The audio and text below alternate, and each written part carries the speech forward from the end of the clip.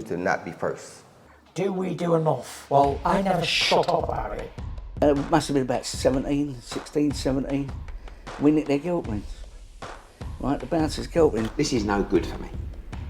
That's the reality. If you want the honest truth, and I see it every day.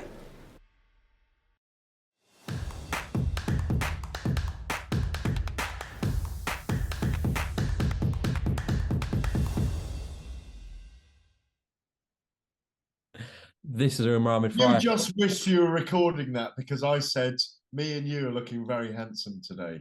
That's a lie. You said it about yourself. I'm not going to vape. I'm on the no tequila at the moment. By the way, I'm about to do Battle of the Baddest podcast 3 tomorrow. I'm looking forward to that. I'm going to get my oar in first. I'll get my own publicity in, because you don't pay me for this. Yeah, you just harangue me. I've been busy all day. I've had to put a shirt on to do the interview.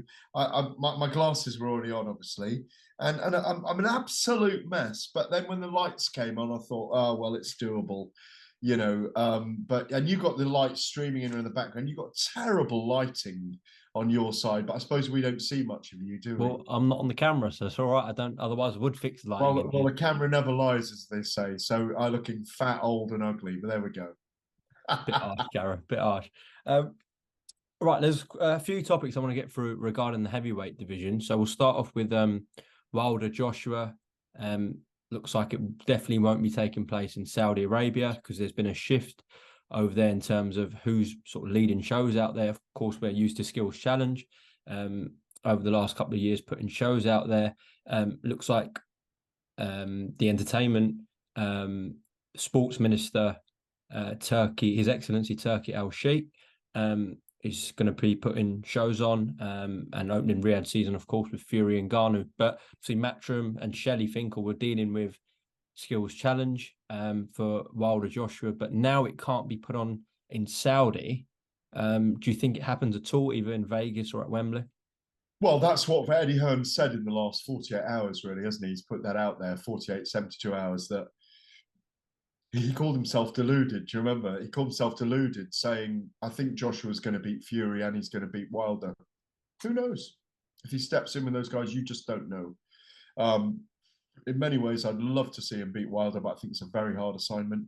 Do I think it happens in Vegas or the UK? It could. It's a big, big fight. But it probably won't do the monies that they were waiting for, the funds, the purses that they were waiting for from the Saudi Arabians. Obviously, as you say, from Skills Challenge Entertainment, that kind of promotional group that supposedly Usyk has signed with. But yeah, like you say, there seems to be I'll come to that, not power struggle, but there seems to be a power move anyway, as Frank Warren said, and has been proven right about 6 weeks ago. We've got a game changer on our hands, and there's definitely a game changer going on, and it's gone on and it's happened. So does it happen? Listen, Joshua and Wilder in Vegas is still an enormous fight. Joshua and Wilder at Wembley is still an enormous fight. Can they do it as a winter fight?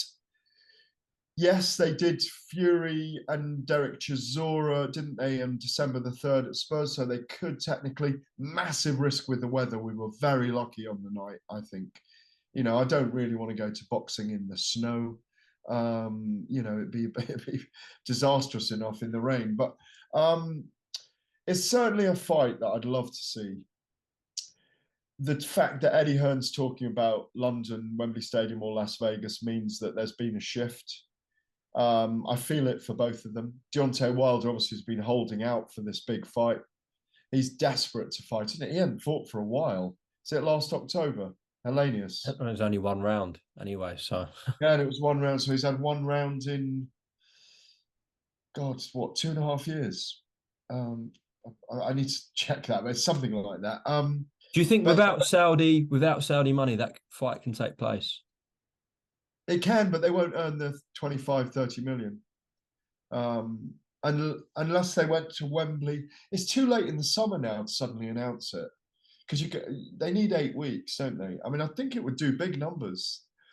I'd love to see Joshua fight in Vegas. Love to do a Joshua fight in Vegas, wouldn't you? Be fantastic. There's only been one in America, hasn't there? New York for Joshua, yeah. Go well, did it? But his return to America could be amazing. Yeah, but it all hinges on what's happened in terms of how clearly the promotions are being funded and the way that the Saudi entertainment ministry are taking the tiller now, or taking the driving seat, if you like. Clearly, they got their hands on the driving seat, on the driving wheel, on the steering wheel, and the gears, and we saw that. We haven't spoken since. In fact, he didn't interview me in the Ngannou Fury press No, conference. Joe did. Joe Pugh did it. Yeah, I mean, we did it pre-press conference. Look, that was a big press conference. You could really tell it had a massive feel about it. Trying to get time with both was really rough. So that's a big event. It's going to fly through, and I suspect they'll put another big fight on with Fury as the end of the Riyadh season as well. It just makes sense. They've been looking at that the whole time anyway, and hopefully it's Oleksandr Usyk. Hopefully. Yeah, His Excellency Turki Al-Sheikh did state that day to Queensbury's channel that we are working on something and it's going to be a big surprise, but we're not going to say any more on the matter. But he was with Oleksandr Usyk in London. I saw a picture of him. They put out on social media. Tyson Fury's opening Riyadh season with these guys, with the Ngannou fight. So as you said, it make quite a lot of sense in around March time to close Riyadh season with the undisputed fight. And we've heard today, according to Mike Coppinger, talks for that fight are heating up again. I don't disagree with Mike at all. He's normally fairly accurate with the things he puts out. He gets a lot of things leaked to him, and he's a very good newsbreaker. But that's always been the plan, hasn't it? And what we might get in the middle of that is Usyk maybe even fighting, maybe in Poland, maybe in the Middle East, against Hrgovic, defending his IBF, isn't it? IBF mandatory, pending what happens with the WBA and Daniel Dubois. Got to wait. Yeah, and of course that's ongoing as well. But I think that's likely, and I imagine Usyk would not mind being busy, and it does make sense if that goes to that area as well. But it also makes sense if it happens in Poland again, which was a great event. It was great to be a part of that and be involved in it, rather.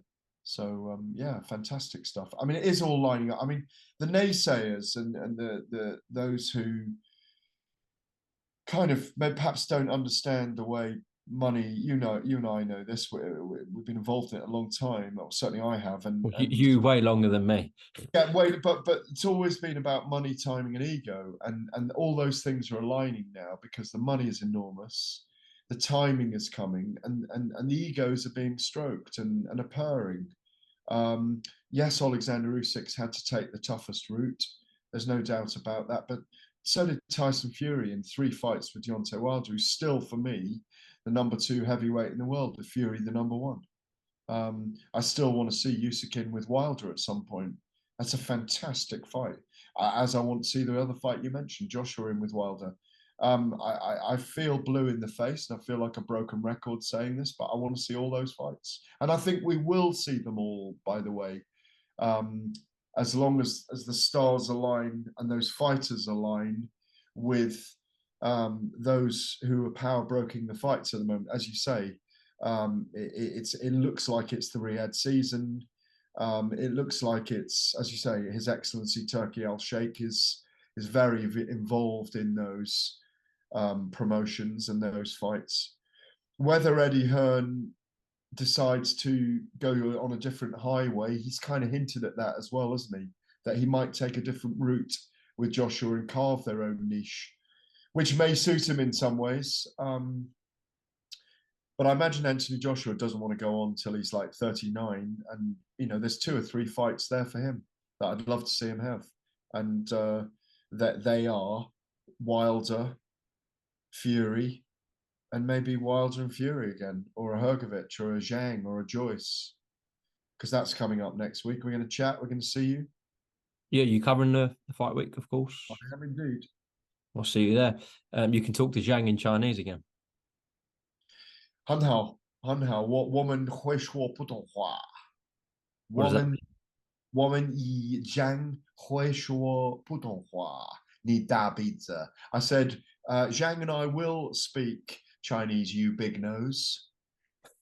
Oh, cheers, Gav. You talking to me or Zhang? I got a big nose. That's what the Chinese in slang call us, da pizza. Or they used to anyway. I don't think they do anymore. Da pizza. Or Lao Wai, the old ghost, as they call us, or the big nose.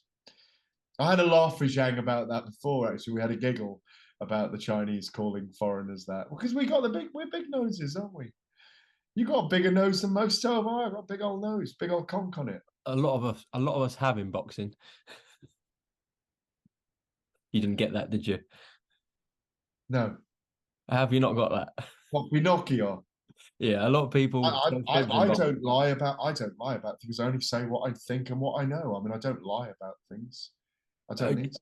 Gareth, you just go back what you said about essentially nothing stopping Fury-Usyk. A lot of people are obviously frustrated with what happened last time, but both guys were in for that Saudi Arabia fight, but the offer never came in. They wanted to move it because the stadium wasn't ready. Then we know what happened with the December situation, the February situation, and then April was obviously a Wembley fight. And I don't think, if we're being honest, it was ever going to happen.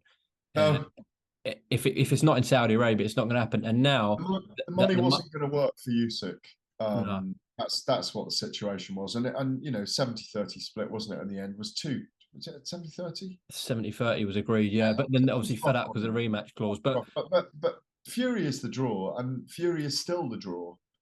And Fury will go to his body when they meet. And just as Ngannou will go to Fury's body. And I'll be discussing all that tomorrow on the recording of Battle of the Baddest, episode 3, with Chris Eubank Jr. has spoken to me, Idris Virgo, Amir Khan joins me live by Zoom, and I've got Raven Chapman in the studio, and there's one other person, Simeon Powell, has got his views, the heavyweight MMA fighter from PFL. Got all of those on the show tomorrow, and Joe Joyce gives a little tease because he's going to be on with me next week, so looking forward to it. Right, that's the last plug you're allowed. That's twice now. I didn't put who was on it at the beginning. I just plugged the fact I was recording it tomorrow at Studio 808. And in terms of the money from Saudi Arabia, of course, as this is a sort of a direct link to the Saudi government, essentially, because he works, His Excellency Turki Al-Sheikh works for MBS, His Royal Highness, getting the funds to do a private deal with Oleksandr Usyk and a private deal with Tyson Fury isn't going to be an issue. So the funds are there. All Usyk has to do is potentially beat Hergovich. Fury has to beat Ngannou, and then we're there. There's nothing stopping this fight. No, I agree. There's nothing stopping it. Obviously, the purses are going to be what the purses are. They want to put these big fights on. As I kind of said last week,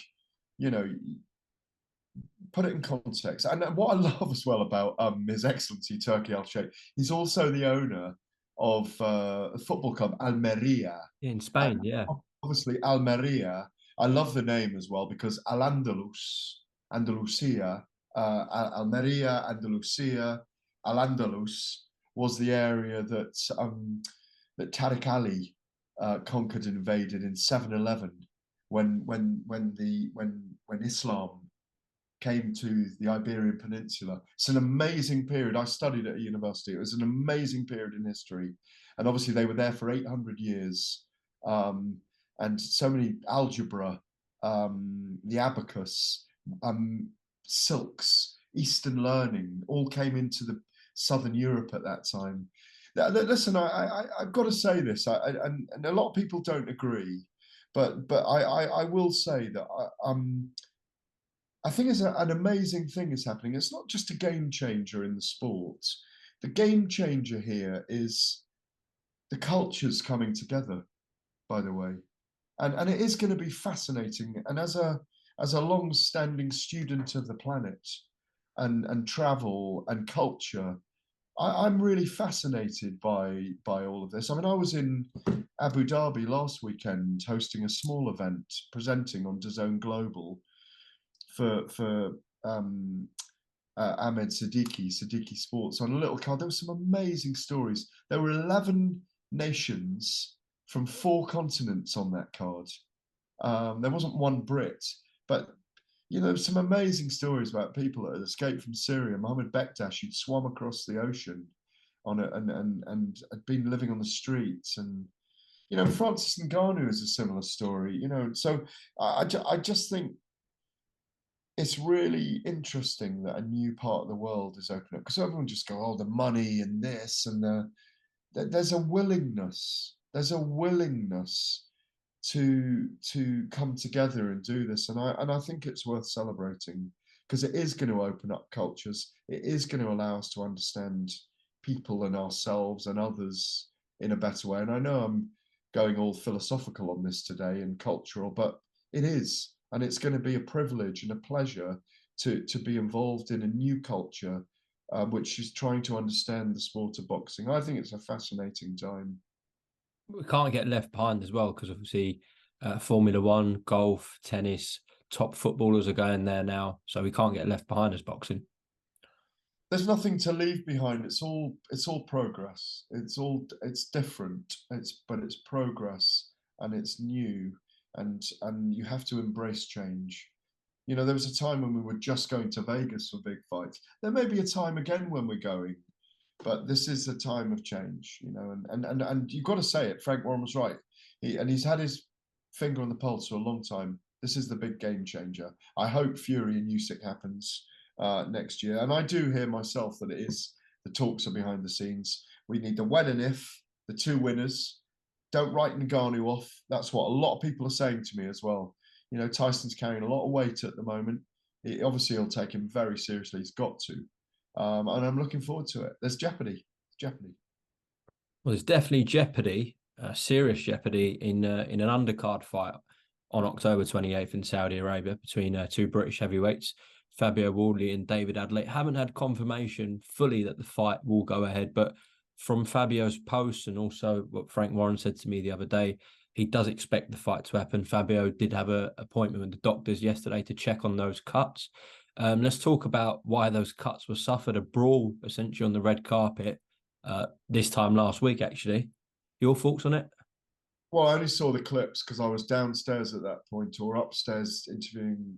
No, I was downstairs at that point, getting ready for the press conference, doing interviews. And, well, I mean, but the footage I saw, I mean, I was supposed to speak to David-Adeleye last night, but that was pulled, actually, because they are waiting for confirmation on different things from the Boxing Board of Control, where the fight's still on, all those. I mean, I think we accept that the fight was going to be for the British title. We don't know if it's a British title, but Wardley and Adeleye were going to fight each other on that card. Ngannou, Fury, semi-announced, but not really. Well, they were going to until they had the brawl. They were going to do a press Yeah, conference before Fury and Ngannou. Yeah, they were going to mention it. The footage I've seen, I mean, David, I've spoken to privately. Obviously, he'll do this in his hearing. Has claimed to me that, and this isn't an official put out, but we were talking behind the scenes, and he said someone was getting into him before he pushed Fabio Wardley. But that's the first footage you see. He pushes Fabio. Fab is hit by someone and goes down. There's a big melee. I ran into David-Adeleye downstairs afterwards, and he was very agitated. Obviously, the adrenaline was flowing at that point. Obviously, we didn't see them in the main press conference then, because it wasn't appropriate. Frank was, I think you interviewed him, he's very annoyed about it. Pissed was the word he used, an American term for being annoyed. He wasn't drunk about it, clearly. And, they shouldn't have, they didn't need to do that. There's great appetite for this fight, great anticipation. So let's see what happens, what action, if any, the board take. I know that Adeleye intends to go and train in America for this. It's a really big fight for these 2 men at this juncture. It's kind of a Groves de Gale, isn't it, from years Yeah. back? It's similar. They're both, you know, a good year or year and a half, 2 years maybe from world title challenging, that kind of thing. And there's a lot at stake. Bragging rights, ding dong, heavyweights, British heavyweight scrap, to whet the appetite, and hopefully that fight gets over the line with the board. That's all I can say. But you know, all I saw was that David pushed Fabio and someone else hit Fabio. It wasn't David that hit Fabio. Saw the little cut, saw his finger bent in footage. You know, it's a shame. It's a shame. I hope they're still able to fight. It wasn't the most serious of brawls, but it still was a serious incident that needs treating properly. Okay, Gareth, thank you very much for your time, and I'll see you next week when you speak Chinese to Zhilai Zhang. See you then. 可以，再见。 To not be first. Do we do enough? Well, I never shut up about it. It must have been about 17, 16, 17. We nicked their guilt rings. Right, the bouncer's guilt ring. This is no good for me. That's the reality. If you want the honest truth, and I see it every day.